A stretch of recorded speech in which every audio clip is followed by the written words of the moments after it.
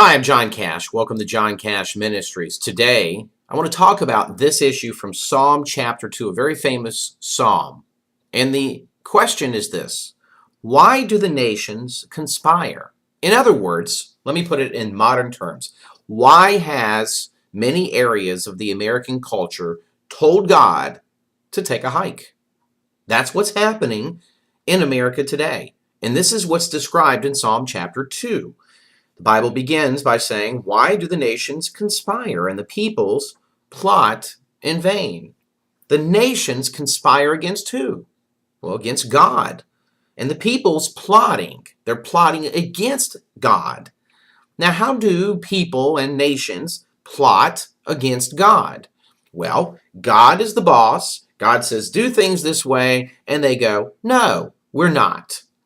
That's what verse 1 is saying. Notice it says they do it in vain, which means they're not going to win the battle. Period. Verse 2 says this: the kings of the earth take their stand, and the rulers gather together against the Lord and against his anointed one. Now, verse 2 tells us that there are specific people who will plot against God to try to get a culture to tell God to take a hike. The people are the kings of the earth and the rulers. Now, today in America, who is telling God to take a hike?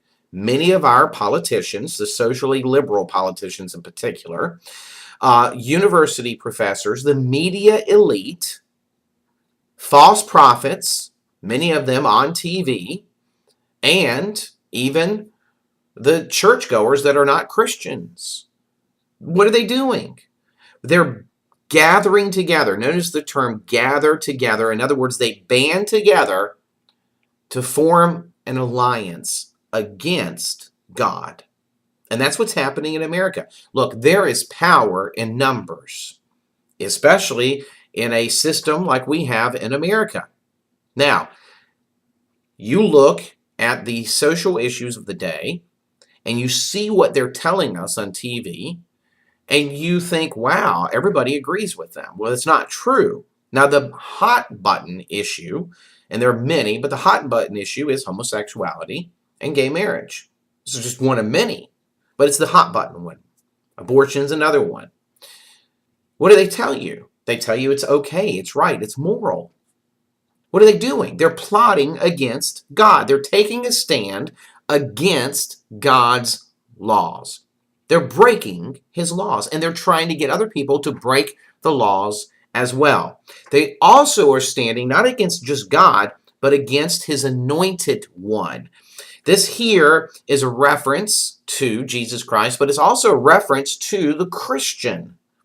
They're banding together against the Christian. There's a great war going on, cultural war in America, and it's really between New Testament Christianity, Bible-believing people who believe God created the earth and he is the lawgiver, and those who do not. It's that simple. Now, verse 3, it says this. It describes the mindset of these individuals. They say, let us break their chains and throw off their fetters. What this is saying here is they are going, I don't want to do things God's way anymore, because I look at the morality that God has said to do, and I don't like it. So they see the morality that God has said in the laws and the Ten Commandments, and they look at it as a chain and ball, or a ball and chain, and they want to get rid of it. That's what this is saying in verse 3. Then in verse 4, we see the reaction of God. And it says this: the one enthroned in heaven laughs. The Lord scoffs at them. Now, what does that mean? It means that God, as the creator of the earth and the heavens, and the creator of mankind, and the lawgiver, the judge, he looks down and literally he chuckles in disbelief. That's the beginning of this meaning. He chuckles in disbelief. What? Why? Okay, he created them. He looks at people who are trying to change the morality code in America, and he looks at them like a bunch of 2-year-olds who can't have their way. And they're jumping up and down and screaming, and they're threatening to run away, meaning move away from him. You see that picture? He's the father. They're just foolishness. So he scoffs and he laughs, and then the Bible says He rebukes them in his anger and terrifies them in his wrath. God's reaction, if this continues for a period of time that he determines, is going to be rebuke, anger, wrath. This is God's judgment, God's discipline. And that's what he does eventually in the end. Sometimes he does it a lot further down the road than a lot of people would like to see. Why does he do this? He wants to terrify them.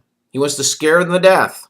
Why? To shock them back into reality that he is the way, the truth, and the light. He is the lawmaker. He is the creator.